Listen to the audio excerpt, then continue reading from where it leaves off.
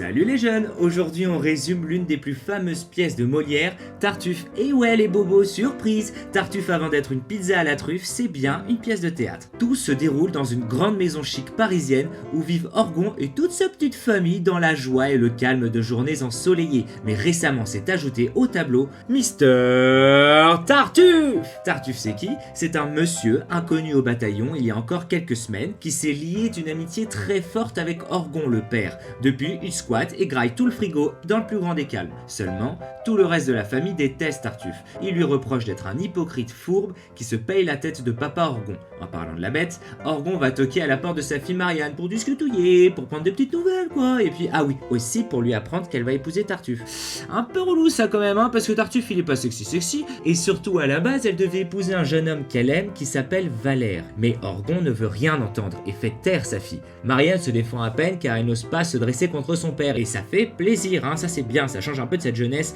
qui respecte plus ses aînés et qui passe ses journées sur Mythique. Apparaît alors Dorine, un petit bout de femme de caractère, un peu comme un bon calendos là.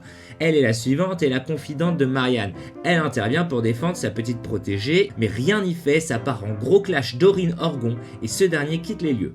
Dorine s'énerve ensuite contre Marianne, elle ne comprend pas pourquoi elle ne s'oppose pas à son père. Arrive alors Valère, celui qui à l'origine était promis à Marianne. Il est autant en pétard que ses cheveux. Il a entendu des rumeurs comme quoi sa fiancée allait finalement épouser Tartuffe. Alors les deux amoureux se chamaillent. Attention, la communication non violente dans un couple c'est primordial. Dorine les raisonne, ils se réconcilient. Efficace la meuf, si elle pouvait intervenir sur le conflit israélo-palestinien, ça en dépannerait 2-3. Roulement tambour, piqué, collégramme, bourré, ratatam, ce n'est qu'après 50 pages que le spectateur découvre enfin Tartuffe.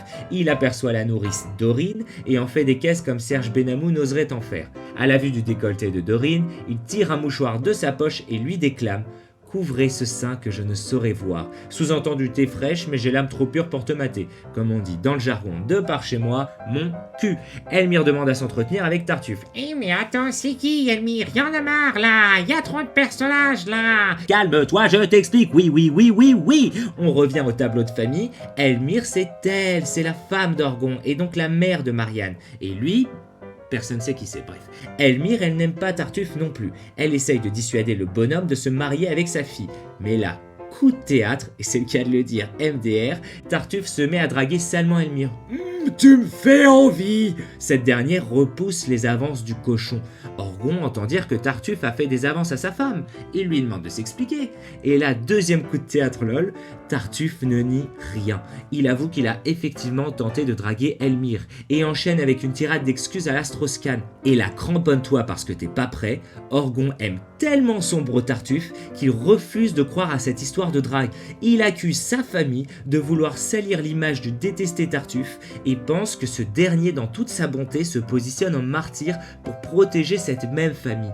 Pour le féliciter et lui prouver son amitié, Orgon fait officiellement don à Tartuffe de tous ses biens, y compris de la maison. Plus tard, la famille essaye d'ouvrir les yeux à Orgon, mais il ne fléchit pas. C'en est trop pour Elmire qui commence à trouver son mari sacrément débile. Elle lui propose d'assister en cachette à une discussion entre elle et Tartuffe.